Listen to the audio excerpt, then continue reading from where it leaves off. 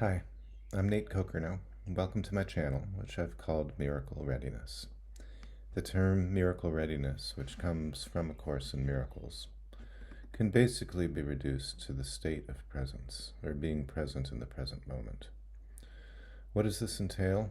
It entails keeping your thoughts in the present moment. One thing that is true, beyond a shadow of a doubt, is that it is always the present moment. This is a truth that is so profound and also so hidden in plain sight that we often overlook it. Most of the time, if we're paying attention to our thoughts, we will notice that they are referencing the past and also the future, and they're skipping over the present moment like it doesn't exist. That's when we're in our wrong minds, simply because we are wrong in thinking the past and the future exist while the present moment does not. The future will never arrive, because logically, when it gets here, it will be the present moment. Cultivating this presence involves loosening our grips on what we think we know to be true. One can assume that everything you think you learned from past experience. If you're clinging to it like a lifeboat, like the knowledge you've gained from past experience is going to help you through the present experience. What you're really doing is making the future like the past, again skipping over the present, which is when you actually are.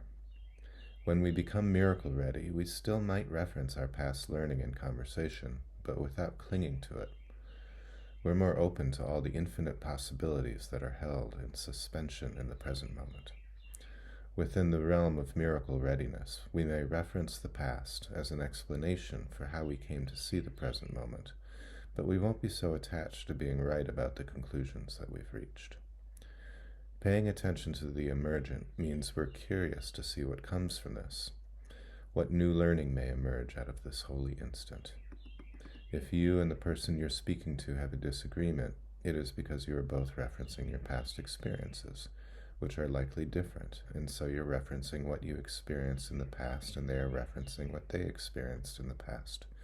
No commonalities likely exist in that realm.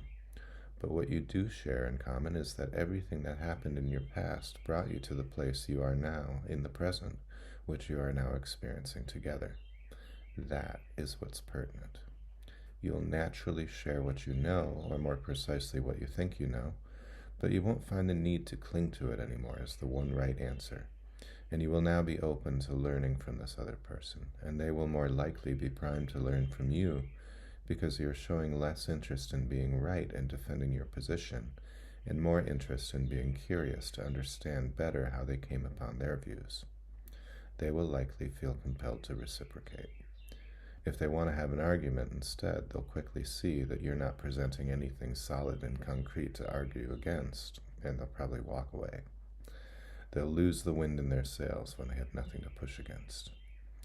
What we're fighting against when we're practicing being present is the idea that this other person is in any way at all, that they're, for instance, arrogant or willful or narcissist, or a bad listener. These are all judgments that we have made and held based on our past experiences of them.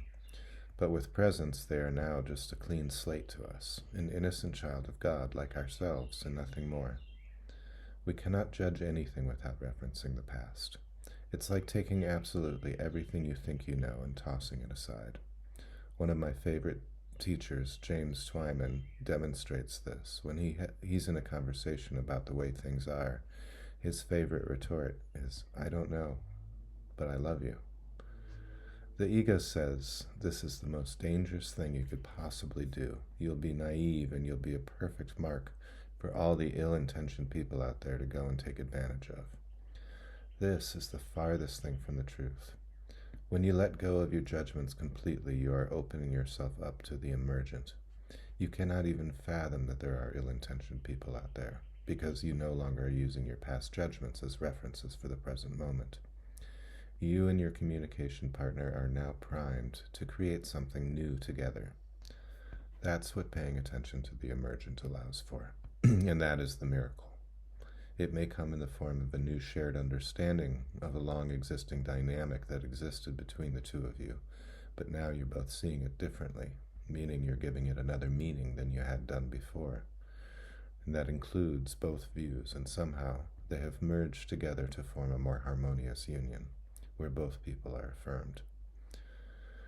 If you're finding these ideas helpful, I hope that you'll like and subscribe so the algorithm can get this message out to more people.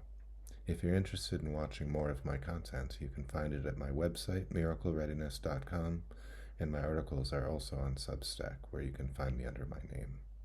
Have a wonderful day, and I'll see you again soon.